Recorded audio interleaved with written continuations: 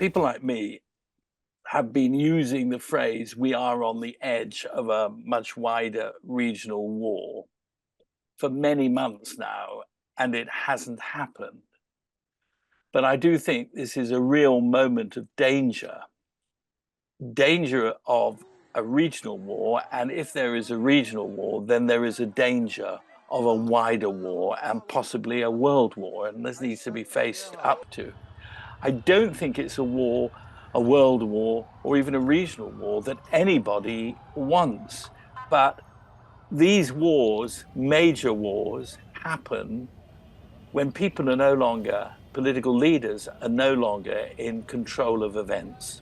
The linkages between the various states indicate a world that is dividing increasingly into two kind of incompatible centers of power, with what's going on in the Middle East, a potential spark that could explode not just pages in the Lebanon and in Iran and where else, but in fact explode the world, ignite the world into world war. So I think this is a very serious thing. We don't know exactly why Israel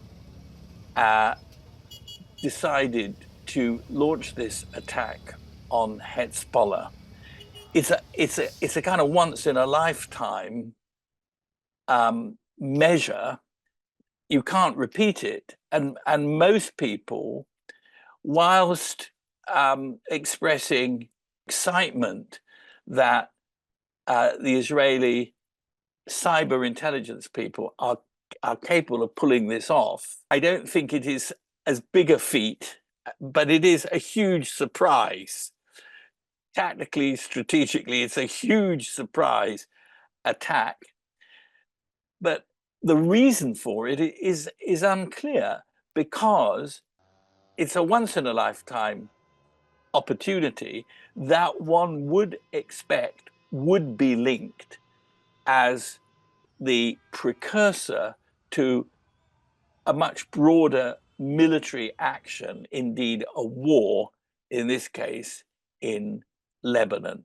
What we now know about it seems certain that the technology, the kit, was made in Taiwan, where, again, we know you have some of the best IT minds involved in manufacturing this stuff, the best chip technology, but that a company with a bizarre name, BAC Consulting, were the actual suppliers, we presume, to Iran, who was supplied and then passed the equipment on to Hezbollah.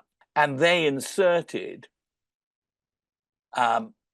not just software, which the Israelis are very good at doing, but also a small explosive charge. You'll recall originally we were told that what was going to happen, what had happened, was that the batteries, the lithium batteries, had exploded. Now we know that lithium batteries can overheat and cause fires, but they don't make explosions.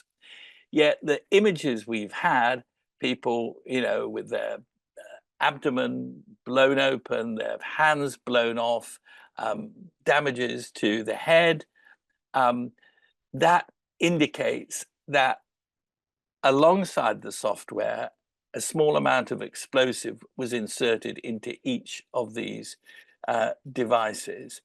And the second thing to note is that there was a very intelligent means used to ensure that the explosions were as carefully calibrated as possible to reduce collateral damage and increase the chances that Hezbollah fighters, and only Hezbollah fighters, were targeted. And this was done by alerting those who had the pagers that they were about to receive an important message from the Hezbollah head. So they would be standing by, and almost certainly the pagers close close to their heads. And that's what we assumed, and that was clever. And these were fighters, and the fact that the Iranian ambassador was also hit by this attack tells us quite clearly either that he too was in possession of one of these pages, or that he was in communication with somebody who had one of the pages. Therefore, yes, unfortunately, from the everybody's point of view, there was collateral damage, but basically the damage that was done was damage to fighters. These were active fighters standing by for a message from their chief, and the explosions happened. We are now at a very dangerous moment, and that very dangerous moment we will know really within hours. Is this a precursor to a broader attack by Israel, which logic would dictate is likely, or is there something else? And I think the something else is credible. And what the something else is that Netanyahu has every interest in using the space between the now and the election of a new president. Could be Kamala Harris, could be Trump, who each in their own way are likely to want to dampen down the conflict. So I think that's the background to this. But of course, it had been a total disaster for Hezbollah. As I say, by definition, the people who've been attacked are the people Hezbollah most needs. They're frontline fighters. That is a significant blow. It is also a significant blow to their morale.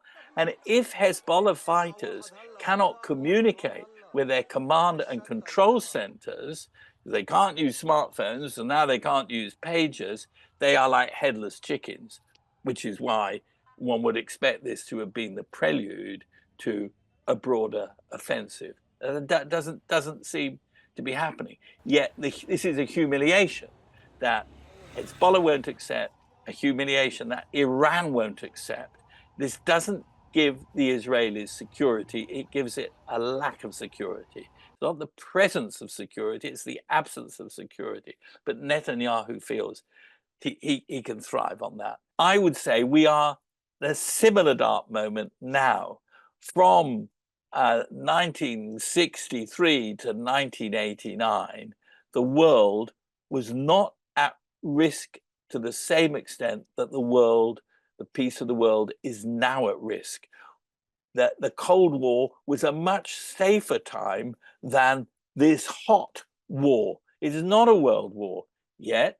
I understand that, but it could be.